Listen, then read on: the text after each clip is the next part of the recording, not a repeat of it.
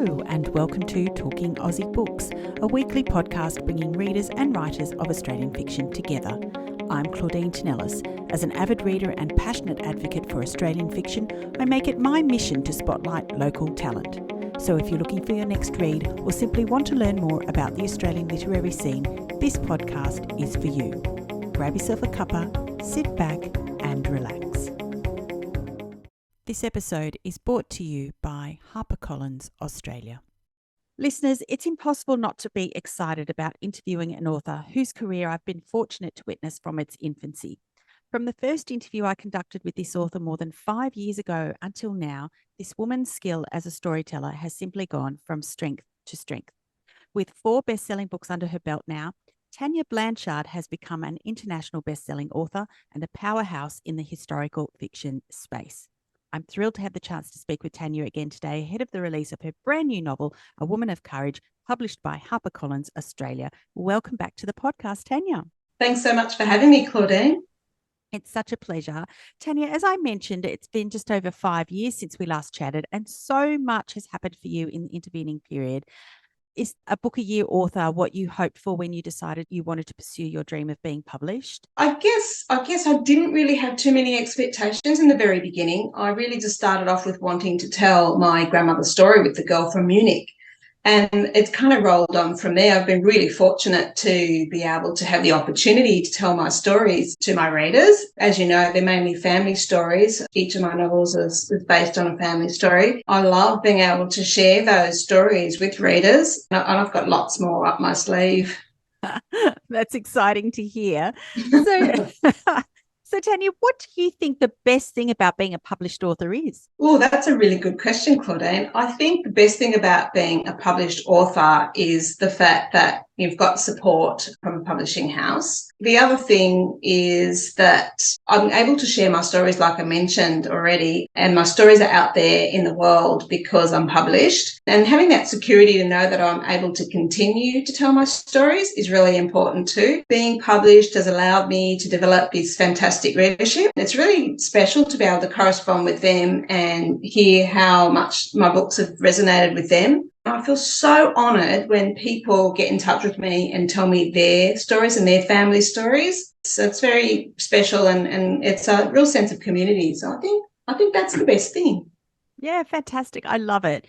Now, Tania, I have already mentioned to you how much I enjoyed this book. Not only was it beautifully written, but so rich with details of the world in which Hannah lived, the social, economic, and political conditions. It's a world away from the periods in which your other books were written. So I guess I was intrigued by your inspiration for writing this story. Can you tell us how you came to write it? All my novels are, as I mentioned, inspired by family stories. And this time I decided to turn to my husband's family stories. I first heard the story of the pub that the Blanchards owned and ran in Durham in northern England on the cusp of the 20th century from my father-in-law. And this was many years ago. So I think we were sitting at their place in the kitchen.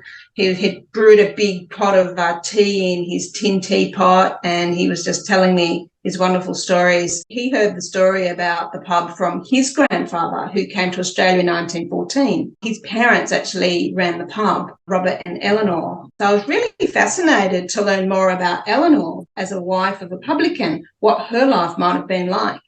But unfortunately, my father-in-law didn't know very much about her at all. And so I turned to putting my husband's family tree together and researching more about his family on the Ancestry website. And I found this amazing census document in 1891 where Eleanor was on the document, and she was stated on there as being a school teacher and living at the same pub with her parents. So it got me wondering, how did she go from being a school teacher to a publican or working in the pub with her husband, and how did her parents begin with the pub as well? So that started the process of writing this story. Yeah, I love it. Before we go too far into describing your research for this book, for the benefit of those who haven't read it yet, can you tell us more about the story? Yeah, so the story is set in the 1890s in northern England, so it's the late Victorian period. Hannah is a young suffragist who's straight out of Teachers College, and she joins her parents in the small agricultural village of Everfield, where her father's just bought a public house, which is a pub called the Ox and Plough.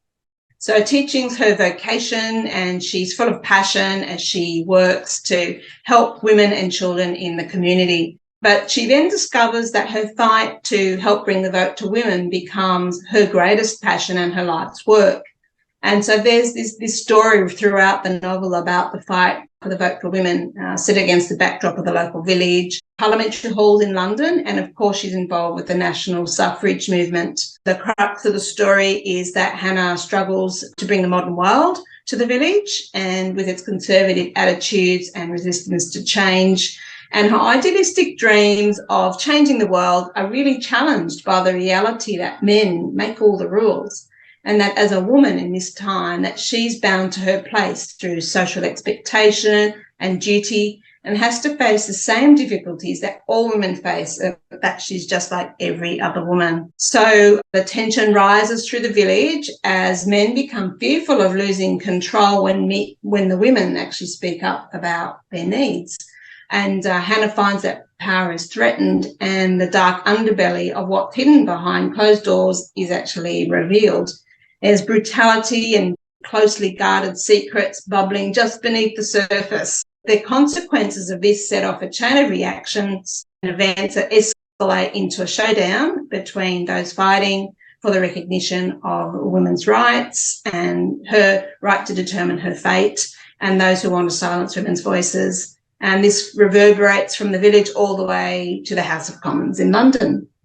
Yeah, absolutely fascinating. I can't tell you how much I really loved this story. So Hannah effectively was based on your father-in-law's great-grandmother, Eleanor. Is that correct? Yes, you're right. Yes, my husband's great-great-grandmother, my father-in-law's great-grandmother. You're right. Yes. Indeed. So, yeah, I was trying to work it out in my head as well.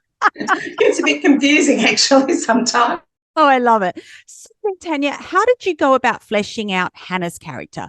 What kind of research did you do to try and imagine not only her life, but the kinds of challenges a woman like her faced at the time?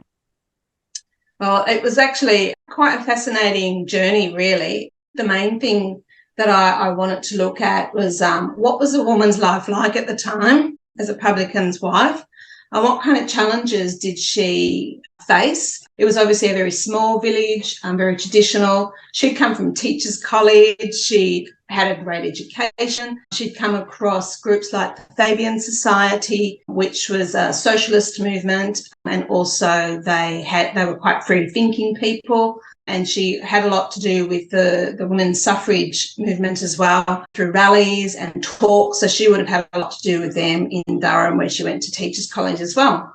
So that's really informed the basis of Hannah's character. And also, I suppose, she would have really struggled against the patriarchy and traditional values, but she also was living in a pub. And I was thinking about her character when I thought about my father-in-law and his family. They're all really down to earth, can talk to anyone, really personable. And I thought, I bet you Eleanor, and therefore Hannah, would have been quite similar as well. So I put that kind of charismatic character into Hannah, and she's a perfect person to be involved in the national suffrage movement. Yeah, I couldn't agree with you more, Tania. I think her ability to be able to relate to different people on different levels was her absolute character strength in this novel. She was able to move between different social circles, people with different socioeconomic backgrounds to her. You know, obviously her experience as a teacher helped her understand the living conditions of many in her village. So I felt that you gave her the perfect background to be able to understand, you know, the different kinds of conditions families faced, and women in particular. Yeah, that's right. It was an interesting period of time, actually, because the generation before, and even say the grandmothers of this generation, they were what were called angels of the house. And they were women that were basically stayed at home. They lived a domestic life, running the household, raising children, and basically listening to whatever their husbands and the men folks said they should do. But this was changing, especially in the 1890s, when there was the rise of what was called the new women, who were educated. They had greater leisure activities. Most women could read by this time because they'd all gone to school. They were bicycle riding. They were active. active, and they were vocal and expected the new freedoms that were surrounding them. There was the dress reform, so they had freedoms in dress, in leisure activities, progressive thought, and they really wanted to have more of a say about how the world was run. So this fit in perfectly with the whole conflict of Hannah's character, and research, shows that this happened exactly at this time. Look, I have to confess that I found reading about the suffragist movement in this book and Hannah's experience of it utterly fascinating. The gaining of groundswell of opinion and desire for change, the women who took up the fight, the obvious and insidious opposition to giving women a say in their own lives, the setbacks and continued courage of the women who led the way. And I think it's hard for us to imagine now how difficult life was for women at that time, but I think you've done an incredible job of showcasing this from different perspectives.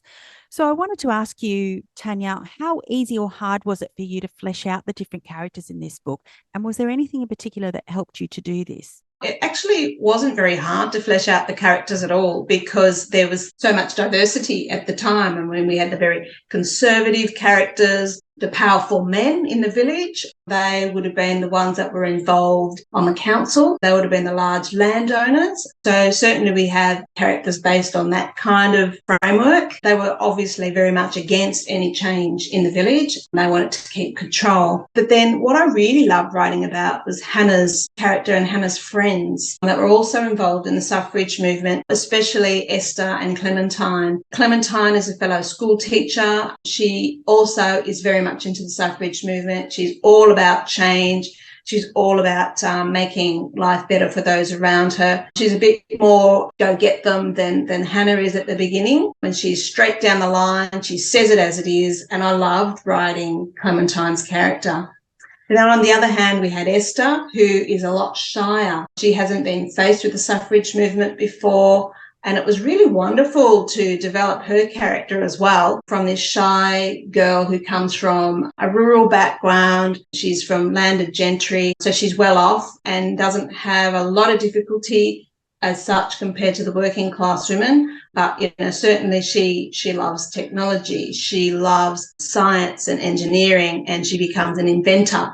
So I loved writing her character as well. So there's lots of diversity in the characters that I could write about. There was such change at this time. There was political reforms, social reforms, there was technological change, scientific and medical change, allowed so much creativity, I suppose. Yeah, absolutely. Now, one of the characters in your book was, in fact, a real-life women's activist by the name of Millicent Fawcett.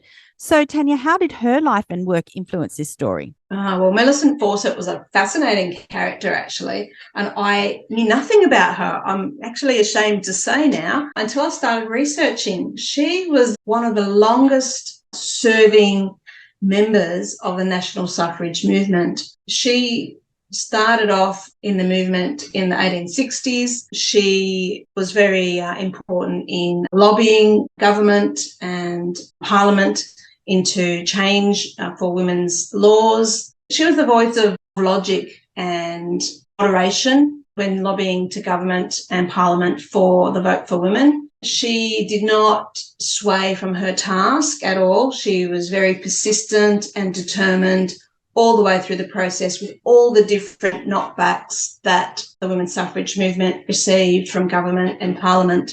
The bills that were put forward were usually knocked back or talked out of parliament, as they say, so they didn't really even get a chance to be heard within parliament. And she just kept going. She was really inspiring to me. And once I'd learned about her persistence and determination and what an important person she was in the national suffrage movement, I really had to involve her in my story. And she, of course, becomes Hannah's mentor in A Woman of Courage and helps develop the women, so Hannah and her friends, to be involved in the national suffrage movement, and is a great way to involve Hannah into Parliament and watching the bill being presented on the floor. Yeah, she was a great sort of vehicle as well to help showcase what was happening at the time in Parliament. It really did give so much depth and so much colour to this movement and the effect that it had on not only the campaign in general, but on the lives of the women in Hannah's village. Now, suffragists weren't just concerned about giving women the vote, were they? I mean, they were more concerned about other changes ahead of that, weren't they? Yeah, absolutely. They were more involved actually in changes to issues that were important to women. So, I mean, this began with the education laws. They needed to be changed. They were very involved in that sort of thing, making sure that children were able to stay at school, were able to be at school from a young age to the ages of 12, 13, 14. So that was a really big thing. And this improved literacy rates in Britain to over 90% by the late 1800s. So this was a really important thing they were involved in. They were involved in royal commissions into the education process and at the elementary level and also at higher school and university levels, and looked into the qualifications of teachers for higher education as well. They lobbied and were instrumental in changes to the Matrimonial Causes Act, which was about marriage and parenting. So they lobbied for equal access to divorce, the right for a woman to have custody of her children once she was separated from her husband, which was only a fairly recent thing as well. Legal separation actually existed. Women were able to sue for maintenance, and the laws also kept women safer in cases of persistent cruelty by her husband. They were also involved in things like child cruelty and abuse and the child welfare laws, raising the age of children protected under the law from about the age of 10 to boys 14 and then girls 16, raising the age of consent as well. And this combat child prostitution, trafficking and exploitation, and also they helped set guidelines for child employment and outlawed begging. I guess a couple of other things that they were also involved in was public health, school meals program. They lobbied for the right for birth control for women as well. A woman was able to choose what was best for her rather than her husband or father telling her what was best for her. So there's some of the things that they were also involved in. So really very instrumental and important in the different things that they worked towards, not just the women's suffrage. Yeah, incredible work. It really is. And a lot of things that obviously modern women like us take for granted, really.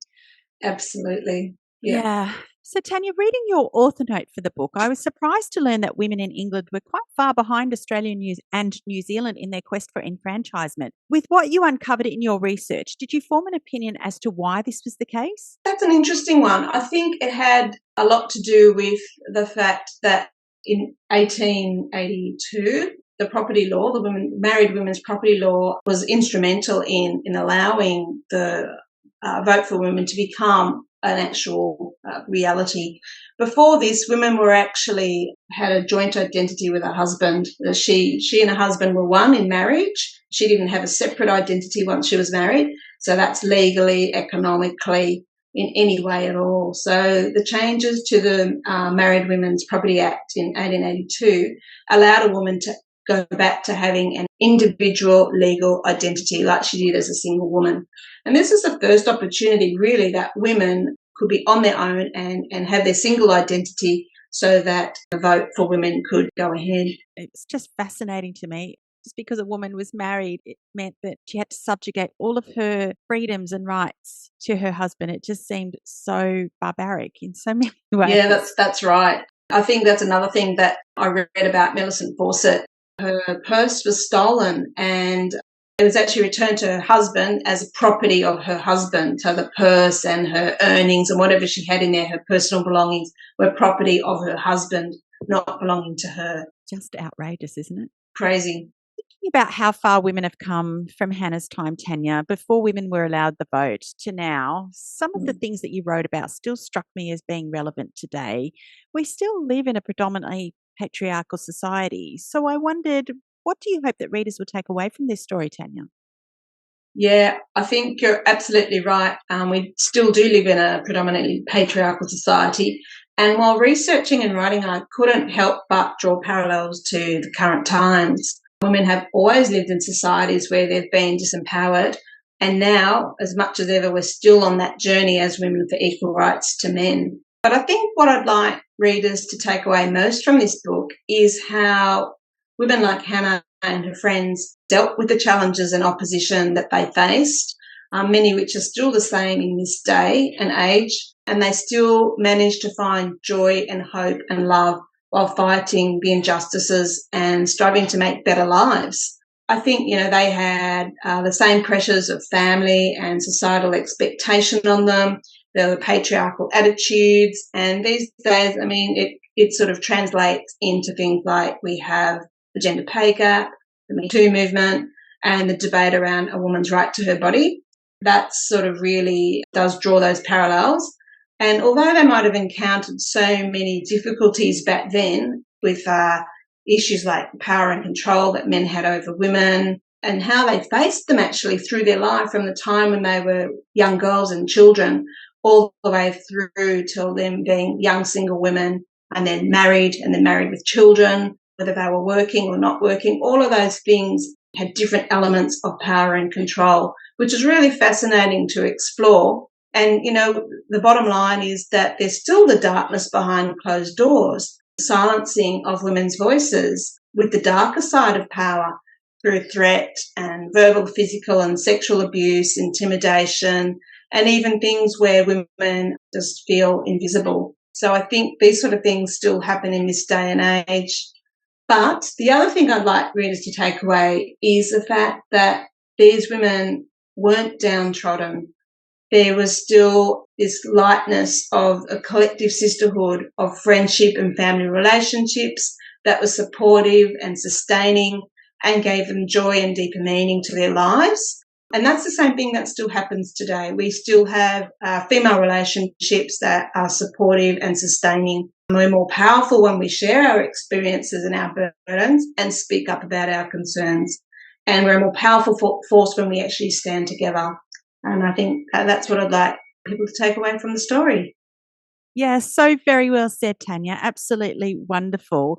Now, talking about the patriarchy, Hannah's dreams of taking up the suffragette cause and remaining unmarried are challenged in this book, to say the least. Yeah. Can you talk more about this and how your research informed Hannah's character arc? It's how she has these challenges. She wants to remain unmarried and taking up the suffrage movement because she wants to be this way because she knows that if she marries and has a family, which are the mainstays of a woman's life, she won't have the time or the inclination, or perhaps her husband wouldn't allow her to be involved in the suffrage movement. So I think this is why she doesn't want to be married, so that she can take up this movement.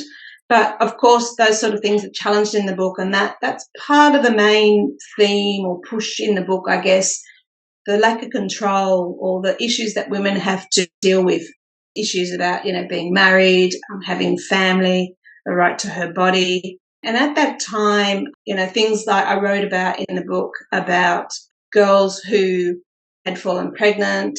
I looked at issues around falling pregnant outside of marriage, teenage pregnancy, and what was available to women at that time, especially working class women or women who were poorer.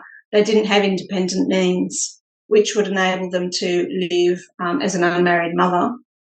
But, of course, all of the societal expectation around that as well. They would have been forced away from their family, from their community. There were those sort of issues that I wanted to look at as well. And certainly through the research, there was a lot of information about pregnancy and a lot of control and restrictions imposed on women at this time, especially through being women, through their womanhood.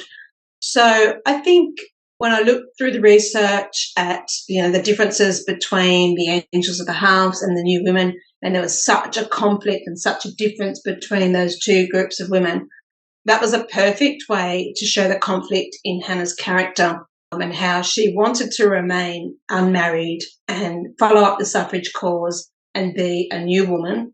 And yet there were so many elements that society expected women to be angels in the house still, the domestic goddess essentially who listened to her husband.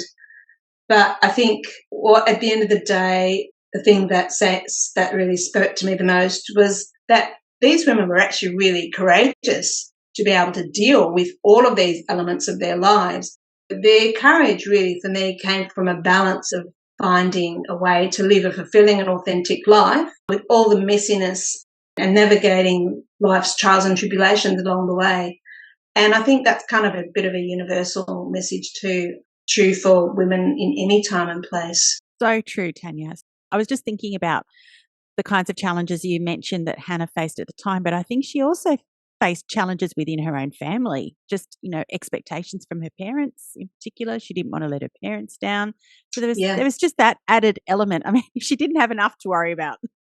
Well, that's right. They were her parents. She stayed at the pub for her parents. She went to the pub for her parents rather than moving to a big city where she could have started her teaching and really got boots in and all into the suffrage movement. But she started off in a small agricultural village. And her sisters are also much older than her, and they, sort of, I suppose, mentioned a little bit in the beginning of the story that they kind of pressure her to go with her parents, with their parents to the pub and help them out there. Her sisters are already married and living their own lives, and they feel that Hannah being unmarried, her duty is to her parents. So there were conflicts and challenges everywhere she looked. A woman of courage for sure. So was there anything else that you uncovered in your research that really surprised you? There was a thread in the book concerning vaccinations against some of the diseases that we don't hear about anymore. And it just obviously coming out of COVID, to hear these kinds of perennial debates was I thought very interesting in this book. Yeah, I was really quite amazed by that and really surprised too. Timing was perfect, I suppose, just coming post-COVID. Smallpox was still a great killer. There were still epidemics of smallpox through the 1800s and even right up to the turn of the 20th century. I researched all about the vaccination program in Britain, which was a mandatory program for babies and children to be vaccinated against smallpox. And also about how they discovered that the vaccine wasn't really very useful or very efficient after about 10 years, and how they needed a booster at that time. So that was something that was actually developed in the 1890s, booster. And at this time, I was really amazed to discover that the anti-vaccination movement really exploded almost. It became a national movement in the 1890s. And the same sort of issues that we have heard about here through COVID with vaccination, the right to vaccinate, whether it's, the right thing to do or not, the same sort of issues they were talking about back then, so many, years ago. I suppose what surprised me is that there was a lot of almost apathy, I suppose, to vaccination. Parents weren't necessarily vaccinating their babies as much as they should have been. And there was a rise in childhood deaths to smallpox in the 1890s as well, in places like London, which is a big centre, of course, and the epidemics just kind of exploded in those kind of cities and communities. It just would have been just so much more close to home because infectious diseases were a really big thing still then, and there were epidemics of all sorts of things, not just smallpox. There was typhoid, and there would have been diphtheria and cholera. So I found it really interesting to explore the anti-vaccination movement at the time as well. Yeah, I love that, Tanya. It's something that I've been quite interested as well, from an Australian perspective. So I loved reading about that. I did discover also the first global pandemic of influenza occurred just before our story starts in 1889, and it was called the Russian flu because it had originated in Russia. And I found when I was researching about the Russian flu, there'd been some contemporary articles written and parallels drawn between that pandemic in 1889 and the current COVID-19 pandemic. So that was really quite surprising as well, quite fascinating. And of course, all of the issues that go with public health and sanitation and all of the measures for a pandemic that were available and current then are the same sort of issues that have been discussed now. So it's interesting parallels and interesting how history comes full circle. Yeah, I couldn't agree with you more. Tanya, as mentioned earlier, since The Girl from Munich, you've published 4 more books and found an international audience. So I wanted to ask you, what do you know about yourself as a writer now that you didn't know when your debut was published? Yeah, a lot. I think now I feel a lot more confidence in myself as a writer, especially with this book, A Woman of Courage. I felt quite relieved to know that with this new setting and with this new era with my husband's stories, that it's actually been well accepted already. And I guess it gives me a degree of self-assurance to continue with my own writing style and perhaps even branch out to other time periods and places in the future. I guess that's one thing. The other thing is, I guess that I'm more able to trust the writing process now than I did back then. I know how the process works for me. I know not to panic when I hit writer's block. I'm not sure what comes next in my story. The Girl from Munich was a story I really knew inside out from my grandmother's stories, and the writing flowed quite easily with that book. But since then, I've added a lot more imagined storylines, and I've been able to learn to trust in that blending of fact with fiction and ensuring that it works in an authentic way and still engages the reader. And that's kind of got a bit easier with each book that I've written as well. Yeah, love it. Thank you so much for sharing that. As you might know, Tania, there are many writers who listen to this podcast, and given all of your incredible experiences over the last 5 years, I wondered if you might offer some tips. Of course. I guess the very number one tip is always to write what you love and what you're passionate about, because that's how you're going to best connect with your reader, because that's going to come straight through the page. If you're passionate about something you write and you know what you love and write about, it's going to come through.